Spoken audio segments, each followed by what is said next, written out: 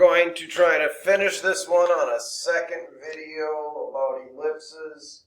And we got to the point where we know that y squared is equal to negative x plus 16. We also have the equation up here that we have. So let's do a little bit of substitution and see if we can find out where this goes down. So if I get 9x squared plus 25, but instead of putting y squared, I'm going to put negative x squared plus 16 is equal to 225.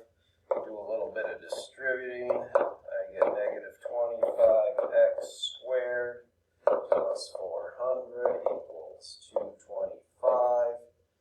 And I get negative 16x squared equals negative 175. So x squared equals positive 175 over 16.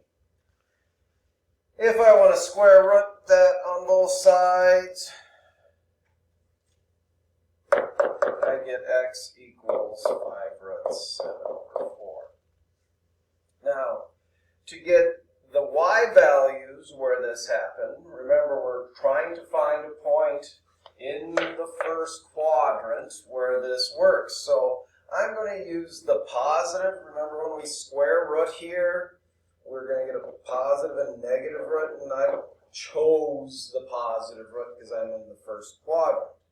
So then if I take this and plug it back into my equation over here, y squared equals negative 5 roots 7 over 4 squared plus 16.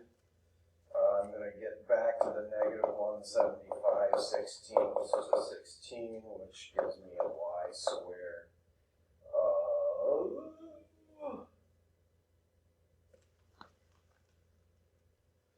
which gives me y squared is equal to 81 sixteenths. And square rooting that, I get my y equals plus or minus 9 fourths. And again, we're in the first quadrant, so I'm going to pull out the first. And so my point of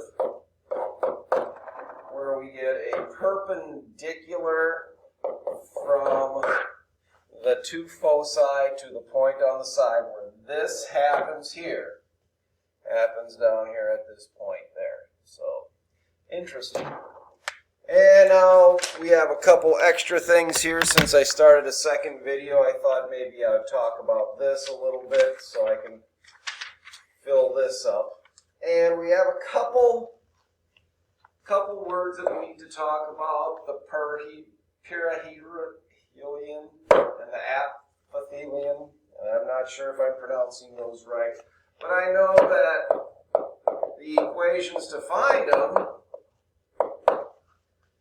is a minus c and a plus c. Well, let's look at the information that I'm given here, and we know that E, that eccentricity, is equal to c over a, and they tell us the eccentricity, and the problem is 0.0934, and they tell me the length of the semi-major axis, which is the distance of A, is the 1.5 number. So I'm going to say that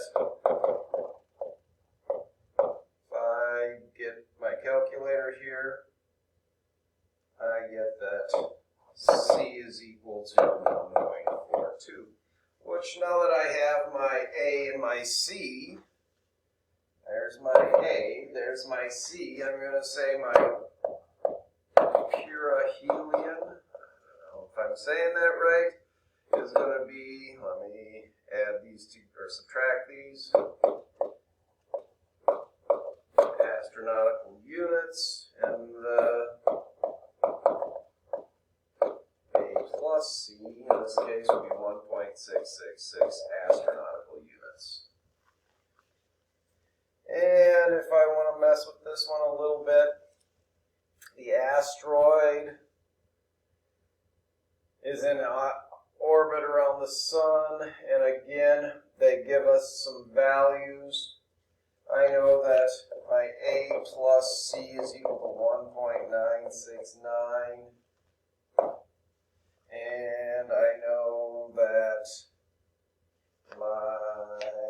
eccentricity, which is C over A, is equal to 0.8269.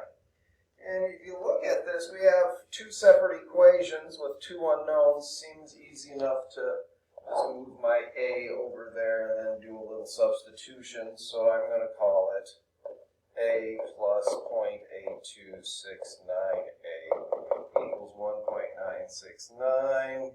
I can put that together, 1.8269A, but I'm going to need to pause to do this. And I get 1.078. Alright. And I think that is all we have on ellipses, so we're going to shut